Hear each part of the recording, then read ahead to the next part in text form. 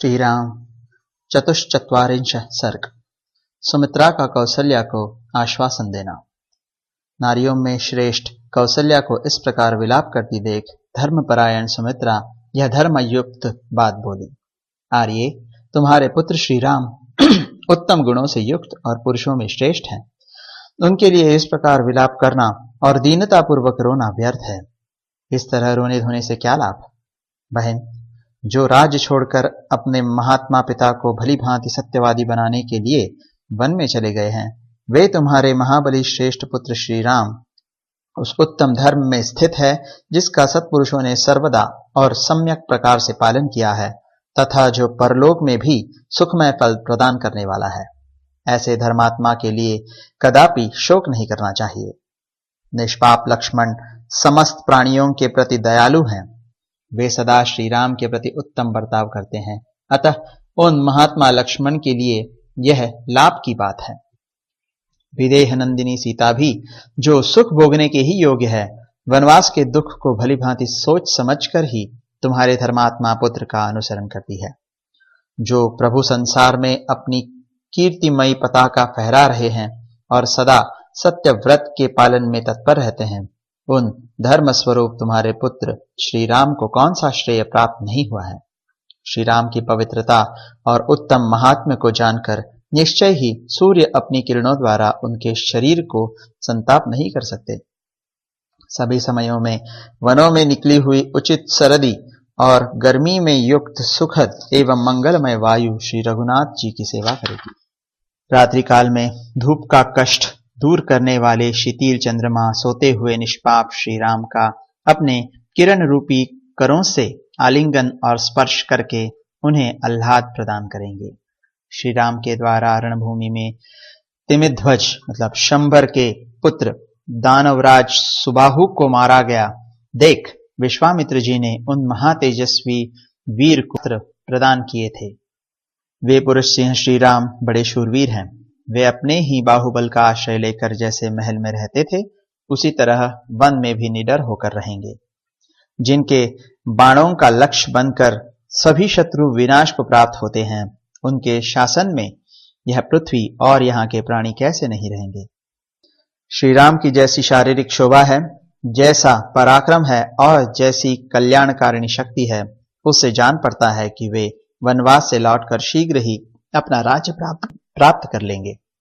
देवी, श्री राम सूर्य के भी सूर्य मतलब प्रकाशक और अग्नि के भी अग्नि मतलब दाहक हैं। वे प्रभु के भी प्रभु, लक्ष्मी की भी उत्तम लक्ष्मी और क्षमा की भी क्षमा है। इतना ही नहीं, वे देवताओं के भी देवता तथा भूतों के भी उत्तम भूत हैं।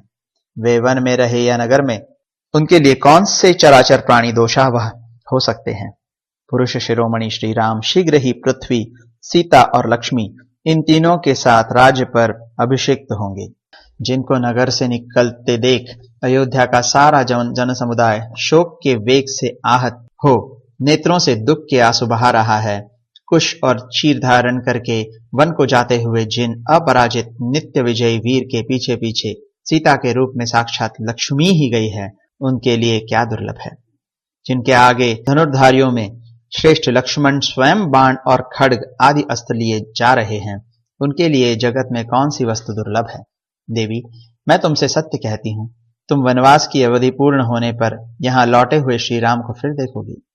इसलिए तुम शोक और मोह छोड़ दो। कल्याणी अनिंदिते, तुम नवोदित चंद्रमा के समान अपने पुत्र को पुनः अपने चरणों में मस्तक रखकर प्रणाम करते देखोगी। राजभवन में प्रविष्ट होकर पुनः राजपथ पर अभिषिक्त हुए अपने पुत्र को बड़ी भारी राजलक्ष्मी से संपन्न देखकर तुम शीघ्र ही अपने नेत्रों से आनंद के आंसू बहाओगी। देवी, श्री राम के लिए तुम्हारे मन में शोक और दुख नहीं होना चाहिए, क्योंकि उनमें कोई अशुभ बात नहीं दिखाई देती। तुम सीता और लक्ष्मण के साथ अपने पुत्र श्री राम को शीघ्र ही यहाँ उपस्थित देखोगी। पाप रहित देवी, तुम्हें तो इन सब लोगों को धैर्य बंधाना चाहिए, फिर स्वयं ही इस समय अपने हृदय में इतना दुख क्यों करती हो। देवी, तुम्हें शोक नहीं करना चाहिए, क्योंकि तुम्हें रघुकुल नंदन राम जैसा बेटा मिला है। श्री राम से बढ़कर सन्मार्ग में स्थित रहने वाला मनुष्य संसार में दूसरा कोई नहीं है। जैसे वर्षा काल के मेघों की घटा जल की वृष्टि करती है, उसी प्रकार तुम सुहृदों सहित अपने पुत्र श्री राम को अपने चरणों में प्रणाम करते देख शीघ्र ही आनंद पूर्वक आंसुओं की वर्षा करोगी। तुम्हारे वरदायक पुत्र पुनः शीघ्र ही अयोध्या में आकर अपने मोटे मोटे कोमल हाथों द्वारा तुम्हारे दोनों पैरों को दबाएंगे। जैसे मेघमाला पर्वत को नहलाती है, उसी प्रकार तुम अभिवादन करके नमस्कार करते हुए सूरदो जनित अपने शूरवीर पुत्र का आनंद के आंसुओं से अभिषेक करोगी। बातचीत करने में कुशल, दोष रहित तथा रमणीय रूप वाली देवी सुमित्रा इस प्रकार तरह तरह की बातों से श्री राम माता कौशल्या को आश्वासन देती हुई उपर्युक्त बातें कहकर चुप हो गईं। लक्ष्मण की माता का वह वचन सुनकर महाराज दशरथ की पत्नी तथा श्री राम की माता कौशल्या का सारा शोक उनके शरीर मन में ही तत्काल विलीन हो गया। ठीक उसी तरह जैसे शरद ऋतु का थोड़े जल वाला बादल शीघ्र ही छिन्न भिन्न हो जाता है। इस प्रकार श्री वाल्मीकि निर्मित आर्ष रामायण आदि काव्य के अयोध्या कांड में 44वां सर्ग पूरा हुआ।